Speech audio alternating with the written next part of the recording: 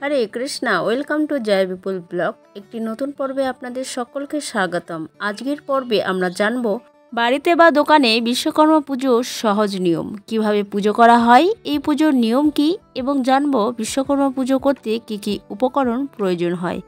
আসুন জেনে নেওয়া যাক আজকের এই ভিডিওতে। বিশ্বকর্মা হলেন দেবতাদের শিল্পী, তাই তাকে বলা হয় দেবশিল্পী। এই বিশ্ব ব্রহ্মাণ্ডের নকশা তিনি তৈরি করেছিলেন। এই পৃথিবীর নকশাও কিন্তু তিনিই তৈরি করেন। বলা যায় বিশ্ব ব্রহ্মাণ্ডের প্রথম আর্কিটেক্ট, প্রথম ইঞ্জিনিয়ার, প্রথম ডিজাইনার বিশ্বকর্মা দেব। বিশ্বকর্মার উল্লেখ ঋগ্বেদেও পাওয়া যায়। বিশ্বকর্মা পুজো 16 নাকি 17 সেপ্টেম্বর পূর্ণ আচারের সঙ্গেই উদযাপিত হবে।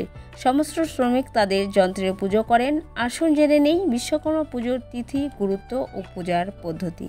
এই দিনে কারখানার সমস্ত মেশিন ও যন্ত্রাংশের পুজো করা হয়।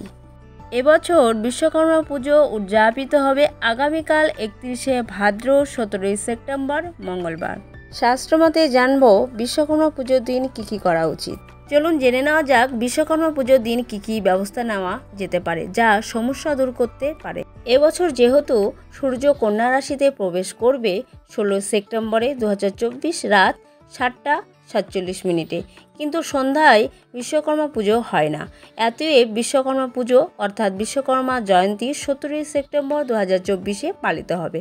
এবার জেনে নিন পুজোর শুভ সময় তিথি। এই দিনে বিশ্বকর্মা পুজোর শুভ সময় হলো সকাল 11:08 থেকে দুপুর 1:43 পর্যন্ত। বিশ্বকর্মার পুজো পদ্ধতি। বিশ্বকর্মা পুজোর দিন সকালে প্রথমেই যন্ত্র বা মেশিনগুলোকে ভালোভাবে পরিষ্কার করে তারপর তা পুজো করতে হবে। ভগবান বিশ্বকর্মার ছবি কিংবা মূর্তি মেশিনের কাছে রাখতে হবে এবং উভয়েরই একসঙ্গে পুজো করতে হবে। যন্ত্রের পাশাপাশি এই দিনে আপনার যানবাহনের পুজোও করা উচিত। এই দিন বিশেষ বিশেষ ভোগ প্রসাদও দেওয়া উচিত। বিশ্বকর্মা পুজোর দিন আপনি শুধুমাত্র বাড়িতেই তৈরি জিনিস নিবেদন করবেন। প্রসাদ হিসেবে যেগুলি আপনি রাখতে পারেন এগুলোর মধ্যে মতিচুর লাড্ডু, মিষ্টি, বোঁদে, পায়েস বা হালুয়া দিতে পারেন। অন্যান্য দেবদেবীর পুজোর মতোই বিশ্বকর্মা পুজোরও বিশেষ বিধি রয়েছে। সঠিক পন্থায় পুজো করলে সন্তুষ্ট হন দেবতা, ফলও মেলে বেশি, এমনটাই বলছে শাস্ত্র। এবার জেনে নেওয়া যাক কি সেই বিধি। বিশ্বকর্মা পুজোয় দীপ, ধূপ, জল ও পৈতে তো লাগবেই। এছাড়া পুজোর সামগ্রীতে অবশ্যই থাকা চাই চন্দন। অন্য পুজোর মতোই ফুল দিয়ে আরাধনা করতে হবে।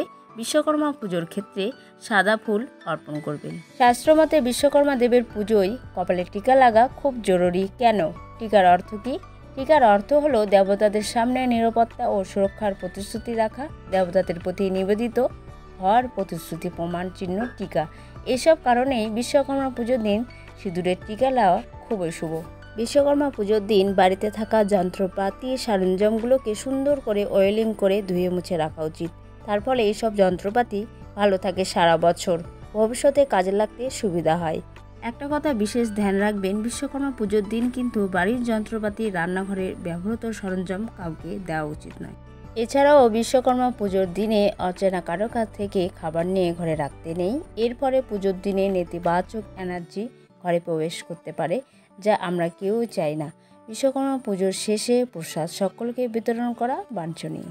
এই সমস্ত নিয়ম আন্তরিক শ্রদ্ধা ও ভক্তির সঙ্গে করলে তবেই বিশ্বকর্মা দেব তুষ্ট হন, ফলও মেলে বেশি। এবং অবশ্যই উচ্চারণ করতে হবে বিশ্বকর্মা দেবের সেই মহামন্ত্র।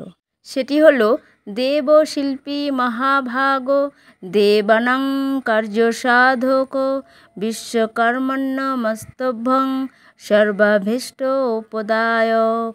ব্রহ্মবৈবর্ত পুরাণে বলা আছে প্রজাপতি ব্রহ্মার নাভিকোষ থেকে বিশ্বকর্মার উৎপত্তি। ব্রহ্মার মানসপুত্র বিশ্বকর্মা। দেবতাদের শিল্পী হলেন বিশ্বকর্মা। তিনি নির্মাণ যন্ত্রপাতি আদির দেবতা। স্বর্গের অন্যান্য দেবতাদের মতো তারও পূজা হয়। পুরাণ মতে বিশ্বকর্মা একজন শিল্পী। তিনি বিমান নির্মাতা, দিব্য দৈব বিমান, অলঙ্কার, ভূষণ, আয়ুধ প্রস্তুতকারক। মনুষ্য শিল্পীরা বিশ্বকর্মার প্রবর্তিত শিল্পকেই উপজীব্য করে বেঁচে আছে। বিশ্বকর্মা প্রচুর জিনিস নির্মাণ করেছেন। কুঞ্জর পর্বতে অবস্থিত অগস্ত্য মুনির ভবন, কুবেরের অলঙ্কাপুরী ও দিব্য বিমান, রাবণের স্বর্ণলঙ্কা, ভগবান শ্রীকৃষ্ণের দ্বারকাপুরী সকল কিছু বিশ্বকর্মার দ্বারা সৃষ্টি। দেবশিল্পী বিশ্বকর্মা সম্পর্কে কিছু অজানা তথ্য আপনাদের সামনে আমি উপস্থিত করলাম। রাত পোহালেই বিশ্বকর্মা পুজো। বিশ্বকর্মা পুজো করে সুফল পেতে চান? এই বিধিগুলি মানতে ভুলবেন না। আশা করি আজকের ভিডিওটি আপনাদের ভালো লেগেছে। ভালো লাগলে একটি লাইক করবেন, পারলে শেয়ার করবেন। আজ আসি, দেখা হচ্ছে নতুন কোনো ভিডিওতে। ততক্ষণে সকলেই ভালো থাকুন, সুস্থ থাকুন। হরে কৃষ্ণ।